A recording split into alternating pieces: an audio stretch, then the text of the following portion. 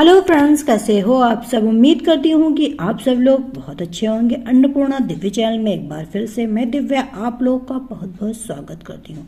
दोस्तों, आज के वीडियो में हम लोग एक कहानी को सुनेंगे। उम्मीद है कि ये कहानी आप लोगों को जरूर पसंद आएगी। कहानी थोड़ी सी भी पसंद आए तो वीडियो को लाइक कीजिएगा। चैनल पे पहली बार विजिट कराएं तो अन्नपूर्णा दिव्य चैनल को सब्सक्राइब कीजिएगा और इस कहानी को ज्यादा से ज्यादा शेयर कीजिएगा। तो चलिए फिर शुरू करते हैं।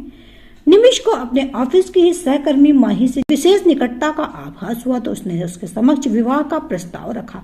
माही भी उसके प्रति अनुरक्त थी, इसीलिए सहर्ष स्वीकार कर लिया। माही के घर वालों को तो कोई आपत्ति न थी, बस निमिष को ही अपनी माँ की मिन्नतें करनी पड़ी क्योंकि वह नौकरी पेशा बहू के पक्ष में नहीं थी।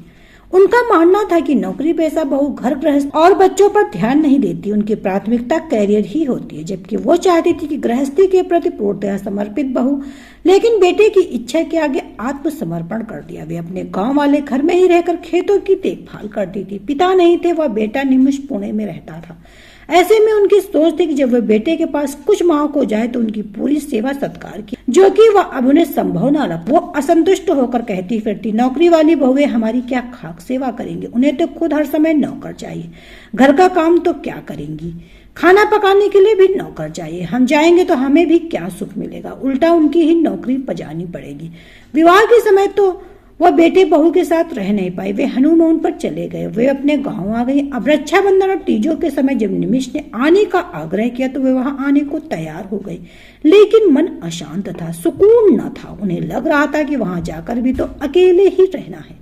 वे दोनों तो ऑफिस निकल जाएंगे, पीछे से बुढ़िया अकेले रहे और उनकी गृहस्थी संभाले। सारी जिंदगी खटखट के निकल गई और बुढ़ापे में भी कोई सेवा की उम्मीद नहीं। इन्हीं सब विचारों में कब स्टेशन आ गया पता ही नहीं चला। उन्हें आश्चर्य हुआ जब देखा कि निमिष के बहू भी उन्हें लेने स्टेशन आई है। अरे बड़े भाग्य हमारे जो ऑफिस से छुट्टी कर हमें लेने आई महारानी, मन ही मन कटाक्ष किया उन्होंने। घर पहुंच कर देखा तो एक बार की वाह वाह करने को मन कर गया।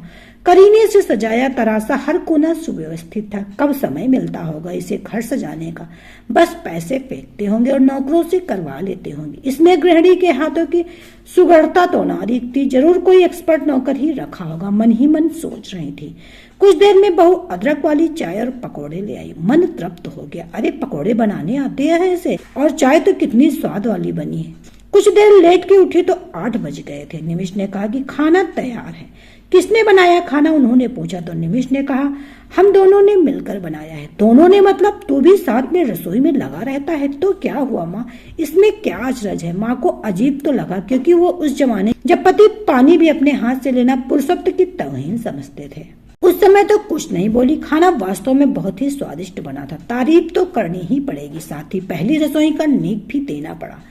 गांव में तो सुबह 5 बजे उठ जाती, लेकिन पता नहीं यहाँ स्थान परिवर्तन की वजह जिम्मेदारियों से मुक्त या थकान का असर था कि उनकी नींद 8 बजे। दोनों बहू बेटे नहा धोकर ऑफिस के लिए तैयार थे। बहू ने उनको फटाफट चाय दी और कहा माँ आपका नाश्ता और दोपहर का खाना कैस्ट्रोल में रख दिया है, अभी कुछ देर बाद बाई आएगी घर का काम करने, उसी से कहिएगा आपको खाना गर्म कर देगी। शाम की चाय तक हम आ ही जाएंगे। माँ आश्चर्य में थी कि कब इसने खाना बना लिया और तैयार भी हो गई। वो जरूर कल जल्दी उठकर देखेंगी कि कैसे कैसे कब किया। उन्होंने राहत की सांस, चलो उन्हें कुछ तो काम नहीं करना पड़ेगा। शाम को दोनों ऑफिस से आए। उन्होंने देखा बहू चेंज करने चली गई और निमिष ने चाय चढ़ा दी सबके लिए। उनका तो पारा चढ़ गया। दोनों ऑफिस से आए तो निमिष क्यों चाय बना महारानी के लिए, लेकिन कुछ कहा नहीं। उचित अवसर की तलाश में थी। चाय पीकर कुछ आराम करने के बाद उन्होंने देखा कि माही सुबह के धोए कपड़े बालकनी से ले आए और निमिष उनको बैठे टहलता रहा। फिर दोनों रसोई घर में घुस गए। उन्होंने जाकर देखा तो एक तरफ निमिष सब्जी छौंक रहा था और माही आटा गूंथ रही थी। आपस में बातें भी कर रहे, काम भी कर रहे थे। माँ के लिए तो बिल्कुल अजीब था। उन्हें बर्दाश्त नहीं हुआ कि बेटा ऑफिस से आकर घर के काम में जुट जाए औरतों की तरह। मन ही मन जोरों के गुलाम की पदवी दे डाली उसे। जब वह थोड़ी देर बाद बाहर आया तो माँ ने मौका देकर आके सुना ही दिया, क्या रे तू तो बिल्कुल बीवी का पिछलग्गू हो गया है, औरतों की तरह घर के कामों लगा दिया उसने और तू जुटा रहता है। पति की सेवा तो क्या करना, उल्टा उससे सेवा करवाती। क्या सोच के शादी की थी तूने। निमिष बोला माँ ये सब पुरानी बातें, अब पति पत्नी में कोई अंतर नहीं। जब दोनों वर्किंग हैं, दोनों ऑफिस जाते हैं तो घर की जिम्मेदारियां भी दोनों को ही वहन करनी होगी, चाहे गृहस्थी हो या बच्चे, दोनों का बराबर योगदान है इसमें। क्या पत्नी ने ही ठेका लिया घर और बच्चों के प्रति समर्पण का।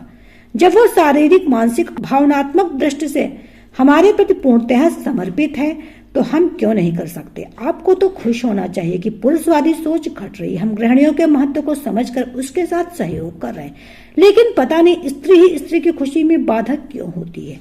माँ, अब जमाना बदल रहा है, पुरुषों के भी और सास ससुर के भी दृष्टिकोण बदल, और यही सही और समसामयिक भी है। समय के साथ अपने विचारों को भी बदल लेना चाहिए, वरना परिवार बिखर कर रह जाता है। शायद तीर निशाने पर जाकर लगा था, इसलिए माँ की आंखों में रोष नहीं बल्कि बेटे की सोच के लिए गर्व दिख रहा था। तो दोस्तों, ये छोटी सी कहानी आपको कैसी लगी कमेंट करके जरूर बताइएगा। उम्मीद है कि जरूर पसंद आई होगी। कहानी पसंद आए तो वीडियो को लाइक शेयर कीजिएगा। चैनल पे पहली बार विजिट कर रहे हैं तो अन्नपूर्णा दिव्य चैनल को सब्सक्राइब कीजिएगा और इस कहानी को ज्यादा से ज्यादा शेयर कीजिए। चलिए फिर मिलते हैं नई कहानी के साथ नए वीडियो में, तब तक के लिए bye bye. Subscribe now and press the bell icon. Never miss an update.